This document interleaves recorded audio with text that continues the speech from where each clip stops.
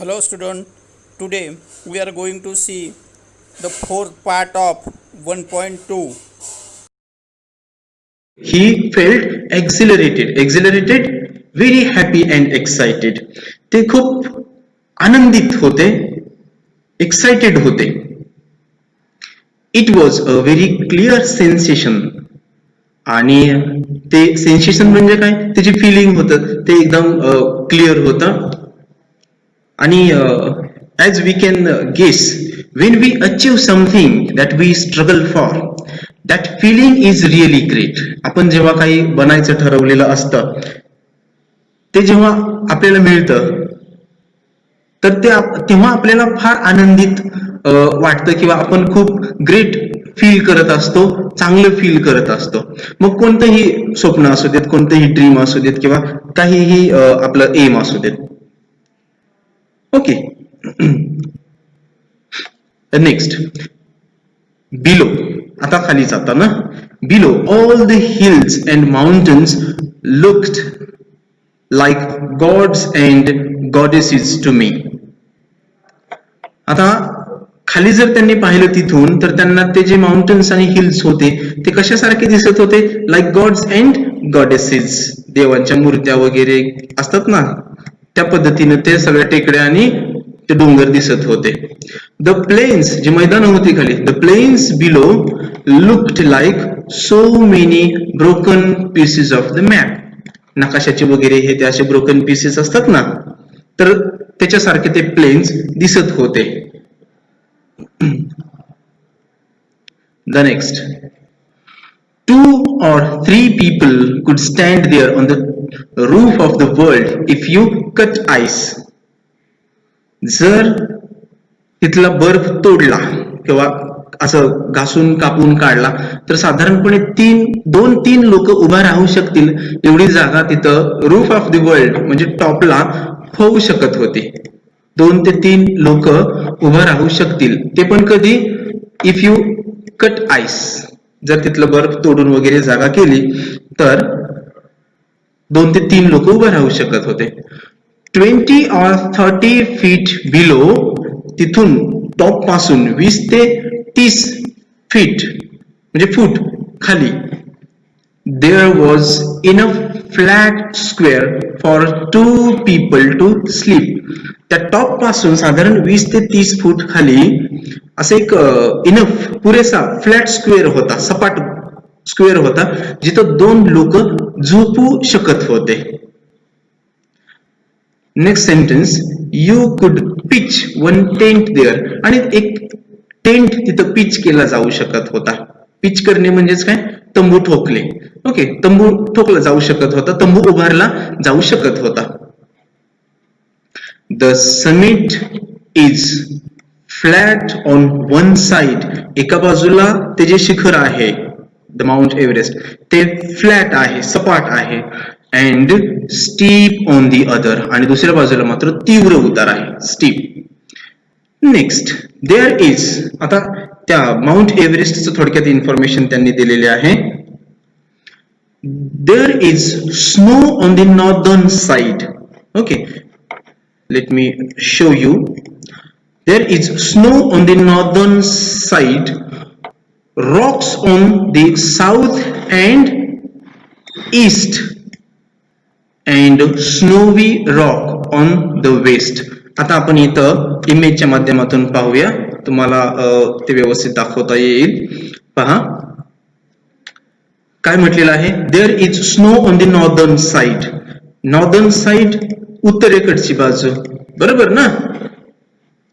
There is snow on the northern side, इथं आहे north, मी इथं गोल करून दाखवतो. नॉर्दर्न साइड, त्या शिखराचं, माउंट एव्हरेस्टच्या त्या शिखराची जी उत्तरेकडची बाजू आहे त्या बाजूला काय आहे तर स्नो आहे, सगळं बर्फ आहे त्याच्यावरती. Roxx on the south and east. South and east, आता इथं साऊथ इकडं आणि ईस्ट इकडं, या बाजूला काय आहे, रॉक्स, खडक आहे सगळा.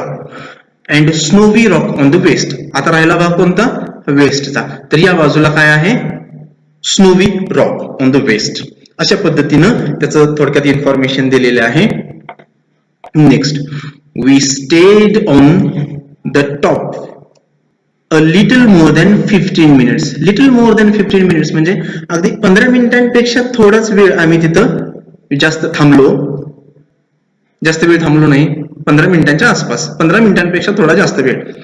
We were lucky that there was no gale. आम्ही लकी होतो की तिथं गेल नव्हता. गेल माहित आहे का?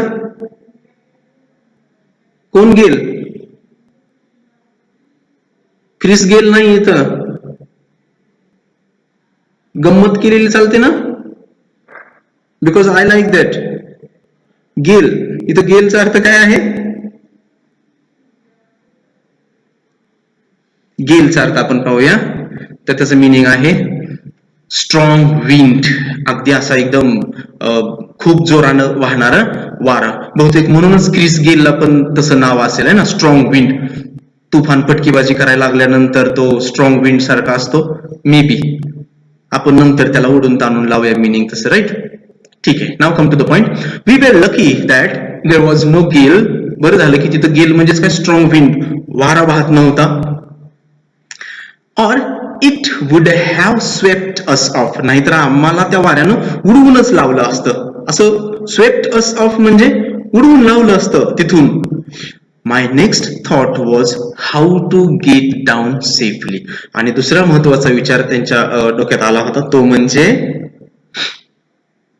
आता इथून पुढं सेफली क्लाइंब डाऊन कसं करायचं. आता खाली तिथून त्या पीक वरून किंवा त्या टॉप वरून खाली व्यवस्थित कसं उतरायचं. Okay, are you getting? Next, on the descent from the summit. डिसेंटचं मिनिंग पाहूया आपण. डिसेंट म्हणजे क्लाइंबिंग डाऊन, क्लाइंब डाऊन. आणि तुमच्यापैकी बऱ्याच जणांना माहित असेल, तुमच्यापैकी बरेच जण ट्रेकिंगला वगैरे गेलेले असतील. एखाद्या गडावरती किंवा किल्ल्यावरती खालून वरती म्हणजे क्लाइंब अप हे सोपं असतं, पण क्लाइंब डाऊनला खूप अवघड असतं. सगळा भार खाली डोक्यांवरती येतो. दोन्हीही डोक्यांवरतीच का? नाही रे, गुडघ्यांवरती येतं. आणि मग कोणाचे पायदुखी, गुडघेदुखी वगैरे ते सुरू होते आणि आपल्याला सगळं बॅलन्स करायचं असतं पायांवरती. अंग असं थरथर थरथर कापायला लागतं. वरती जाताना खूप मजेत गेलेले असतात टॉपला, पण उतरताना टेन्शन. बरोबर ना? Okay, late me repeat.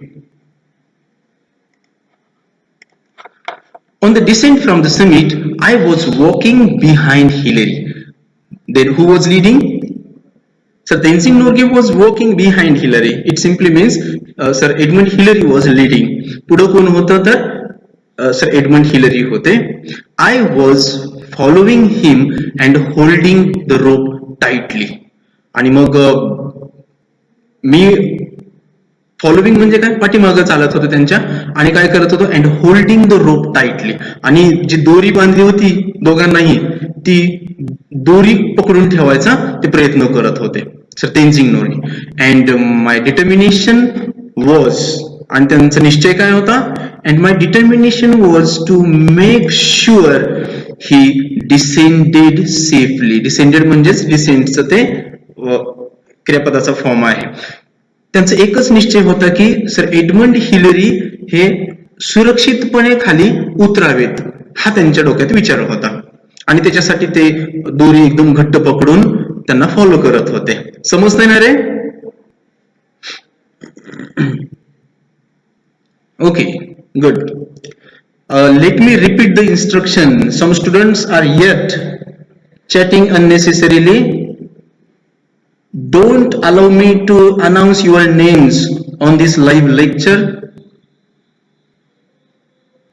Or there might be second option that your parents will receive a call from this college. जेवढं व्यवस्थित आपल्याकडून करता येईल तेवढं योगदान दिलं पाहिजे. आणि मी कालच सांगितलं, या सब्जेक्ट मधून किंवा कॉलेज मधून आपल्याला फक्त मार्क्स नाही मिळवायचे, तर एक चांगले ह्युमन बिईंग म्हणून पण स्वतःची डेव्हलपमेंट करायची आहे, पर्सनॅलिटी डेव्हलप करायची आहे. ठीक आहे, कुठं होतो आपण, हे पहा असं होतं. मग I must say that the climb down was more difficult. Here we are. I must say that the climb down was more difficult and dangerous than the climb up. जसं आपण अगोदरच सुरुवातीला डिस्कस केलं. क्लाइंब डाऊन म्हणजे खाली उतरणं हे वरती त्या पीक वरती त्या शिखरावरती चढण्यापेक्षा फार अवघड होतं. Difficult and dangerous. हे पहा पुढचं वाक्य फार महत्वाचं आहे. इफ यू स्लिप्ड डाऊन, इथं स्लिप म्हणजे काय? घसरणे, स्लिप होणे. ह्या स्लिप घसरण्याचं जे स्पेलिंग असतं ते SLIP असतं बरं का, घसरणे. आणि दुसरं मग काय माहित आहे? SLEEP. हे SLIP स्लिप झालं की SLEEP होतं, स्लीप होतं, बरोबर ना? इफ यू स्लिप्ड डाऊन, जर तुम्ही घसरला तर काय होईल पहा. You would go in to Kangshung glacier. जर तिथून समजा एखादं घसरलं तर थेट कुठं जाऊन पडणार? कॅंगशुम ग्लेशियर मध्ये. ग्लेशियर म्हणजे हिमनदी असते, बरोबर. तिथून बऱ्याच नद्यांचा वगैरे उगम होतो, ज्या सुरुवातीला हिमनद्या असतात आणि नंतर मग बर्फ वितळून वगैरे उगम पावणाऱ्या नद्या आहेत ना, त्या सुरुवातीला ग्लेशियर्स आहेत, हिमनद्या आहेत. आणि त्या हिमनद्यांपैकीच कॅंगशुम ही एक आहे. आणि जर आपण तिथून वरून घसरलो तर डायरेक्ट त्या कॅंगशुम ग्लेशियर मध्ये जाऊन पडणार. आणि तिथून पुढे आपण कुठं सापडणार बघा.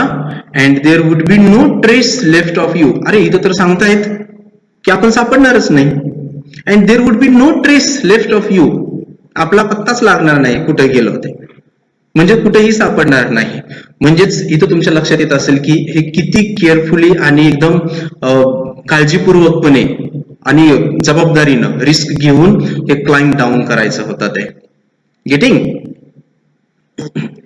The next, more caution needed. आता मात्र जास्त कॉशनची म्हणजेच काय, अतिशय काळजीपूर्वक राहण्याची गरज होती, दक्ष राहण्याची गरज होती.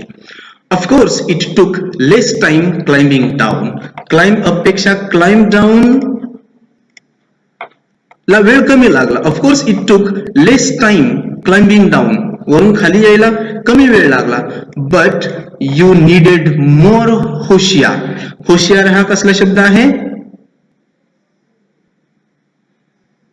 ओके, आपल्याकडे वापरला जातो तो होशियार, म्हणजेच त्याचं इंग्लिशमध्ये मी नाही कॉशन किंवा कॉशियस. खूप काळजीपूर्वक, केअरफुल राहावं लागणार होतं किंवा राहावं लागलं. बट यू नीडेड मोर होशियार. वेन आय रीच्ड कॅम्प 9, जेव्हा मी कॅम्प 9 ला पोहोचलो, माय फर्स्ट थॉट वॉज, माझा पहिला विचार काय होता? Thank God we have been spared an accident. की देवाचे आभार मानले त्यांनी की बरं झालं आम्ही एका ऍक्सिडेंट मधून वाचलेलो आहोत. अँड इफ अप टू नाव, आणि जर आतापर्यंत कोणताही अपघात घडलेला नाही तर इथून पुढेही तो घडणार नाही असं त्यांनी मनाशी ठरवून टाकलेलं आहे बघा. I repeat, and if up to now there have been no accidents. आतापर्यंत ज्या अर्थी असे काही अपघात घडलेले नाहीत. I hope there will be none in future. तर फ्युचर मध्ये सुद्धा अशा स्वरूपाचं कोणतेही अघटित घडू नये असं त्यांना वाटत होतं. He hoped for it. And I had always prayed to God and he had saved me. आता हे व्यक्तीनुसार असतं. काळजी वगैरे तर त्यांनी घेतलीच होती, सगळं केअरफुली आणि मेटिक्युलस प्लॅनिंगनं ते उतरत होते खाली. तरीही बऱ्याच लोकांची त्यांच्या विचारानुसार असते टेंडन्सी की बरं झालं, देवाचे आभार, देवानं आपल्याला इथपर्यंत आणलं वगैरे वगैरे वगैरे. ठीक आहे. Next, at camp 9 Hillary and I were in no mood for any talking. आता हे जेव्हा कॅम्प 9 ला आले दोघेही, ते दोघेही म्हणजे अजिबात बोलण्याच्या मूड मध्ये नव्हते. We were in no mood for any talking. काही बोलण्याच्या मनस्थितीमध्ये नव्हते. एकतर हे वरून तिथून टॉपला जाऊन आलेलाचा तो फील, ती एक्साइटमेंट, ते एकदम रिस्क, ते हॅझार्ड, ते कॅंगशुम ग्लेशियरचा धोका वगैरे वगैरे, यामुळे ते अगदी निशब्द झाले होते, काही बोलत नव्हते. We just attended to our own things. आम्ही फक्त आमच्या ज्या काय पॅकिंग वगैरे असेल ना, स्वतःच्या गोष्टी त्याच करत राहिलो. बांधा आपण ज्याला म्हणतो ते. We stayed there about half an hour. जवळपास अर्धाभर तास आम्ही तिथं थांबलो. We boiled some snow to make lemon water and drank it. तिथं त्यांनी थोडस बर्फ काय केलं, स्नो बॉईल केलं आणि त्याचं लेमन वॉटर बनवलं आणि ते पिले. When we left, we took only our sleeping bags. त्यांनी स्वतःबरोबर फक्त स्लीपिंग बॅग्स घेतल्या and they left everything else behind in the tent. आणि तिथं कॅम्प 9 ला जो त्यांनी टेंट उभारला होता त्या टेंट मध्ये सगळं साहित्य ठेवून ते निघाले, फक्त स्लीपिंग बॅग्स बरोबर घेतल्या. From camp 9 to camp 8. आता पुन्हा उलट प्रवास ना, जाताना कॅम्पचा नंबर वाढत जातो फर्स्ट बेस कॅम्प पासून ते पुढं. आता येताना 9 to 8 असं यायचं होतं. Where we spent the night. Camp 8 ला त्यांनी एक मुक्काम केला. From camp, I repeat, from camp 9 to camp 8 where we spent the night was an easier job. तिथं मात्र तो इझियर जॉब होता, तिथं जास्त त्रास झाला नाही. Just above camp 8 where the others could see us. फक्त कॅम्प 8 च्या वरती आम्हाला आम्ही असताना लोक पाहू शकत होते आम्हाला. Just above camp 8 where the others could see us. I raised my arm with my thumb up. Thumb up sign कशाचं असतं? जर समजा एखादी आपल्याकडं हे इंडेक्स फिंगर आणि मिडल फिंगर हे सिंबल असतं पहा विक्टरीसाठी वगैरे, आणि थम अप म्हणजे काय, आम्ही थोडक्यात यशस्वी झालेलो आहोत, ते all the best, best of luck वगैरे, किंवा एखादी अचिव्हमेंट मिळवलेली आहे, एखादा टास्क पूर्ण केलेला आहे, याच्यासाठीच ते सिंबल असतं, राईट.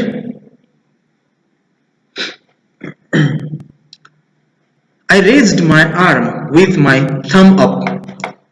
आता तिथं कोण कोण त्यांना भेटले ते पाहूया.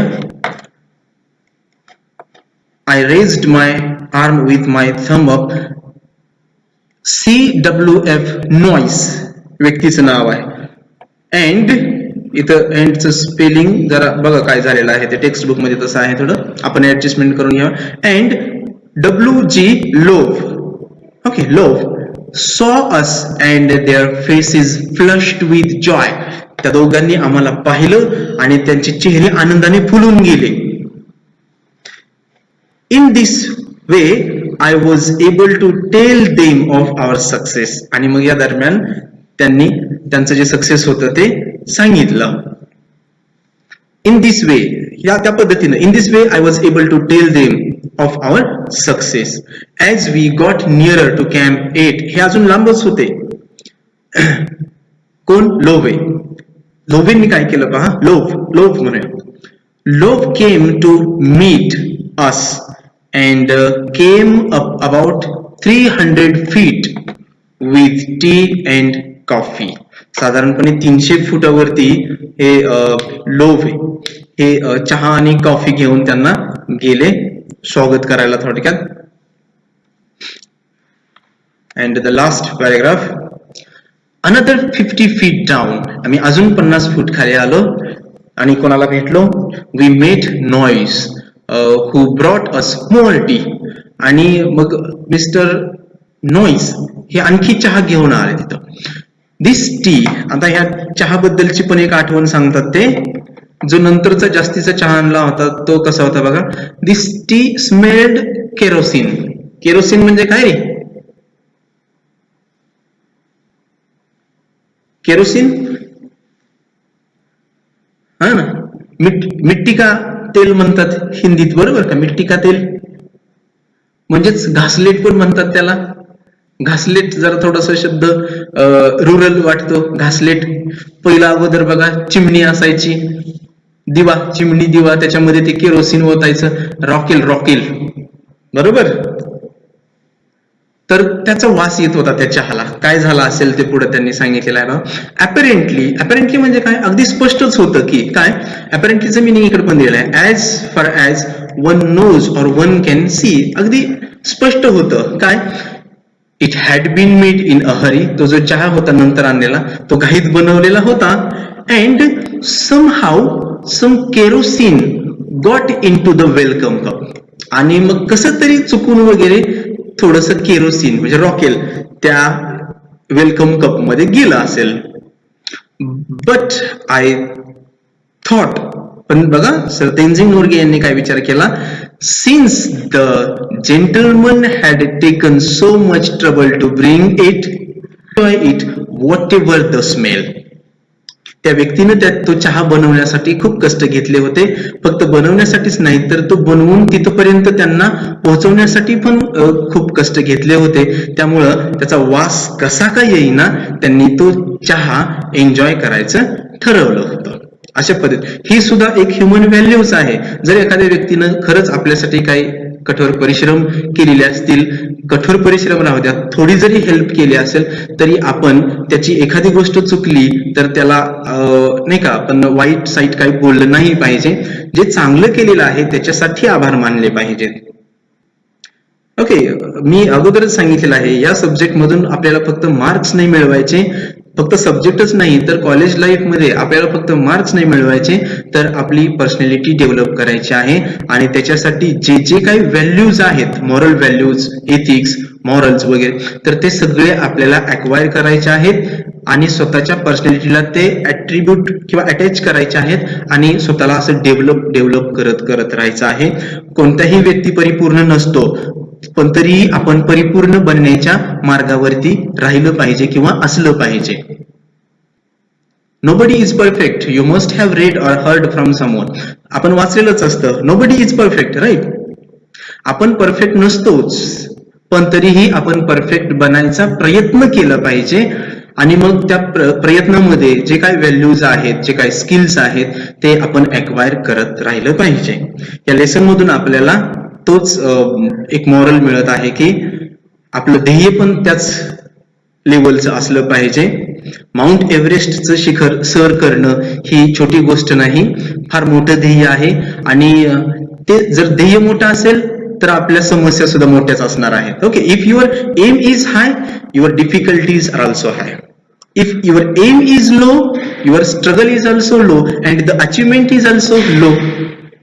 But if your aim is high, struggle is also high and your satisfaction, your achievement is also high. याच्यासाठी आपण ध्येय उच्च ठेवलं पाहिजे. जे काय स्ट्रगल असेल त्याच्यामध्ये ते स्ट्रगल ही त्याला फेस केलं पाहिजे, म्हणजेच आपलं जे सॅटिस्फॅक्शन आहे किंवा अचिव्हमेंट ती ग्रेट असणार आहे. तुम्ही हे पण ऐकलं असेल ना की failing is not crime but having no aim is a crime. जर समजा फेल्युअर येणं हा क्राईम नाहीये, पडण्यासाठी किंवा प्रयत्न करण्यासाठी ध्येयच नसणं हा क्राईम आहे. आता याच्यामधून आपण एक व्हॅल्यू घ्यायची की आपलं ध्येय पण तसंच उच्च असलं पाहिजे आणि ते मिळवण्यासाठी आपण त्याच तोडीचे प्रयत्न केले पाहिजेत. Isn't it? So here we finish this lesson. I hope you have understood everything. If you have any doubts, you can call me, you can WhatsApp me. I will be there to solve your queries or doubts. Thank you all. Okay, here you can see this lesson is nothing but from archives of Times of India. Times of India चे जे archives म्हणजे जुन्या files आहेत त्याच्यामधून हे lesson घेतलेलं आहे.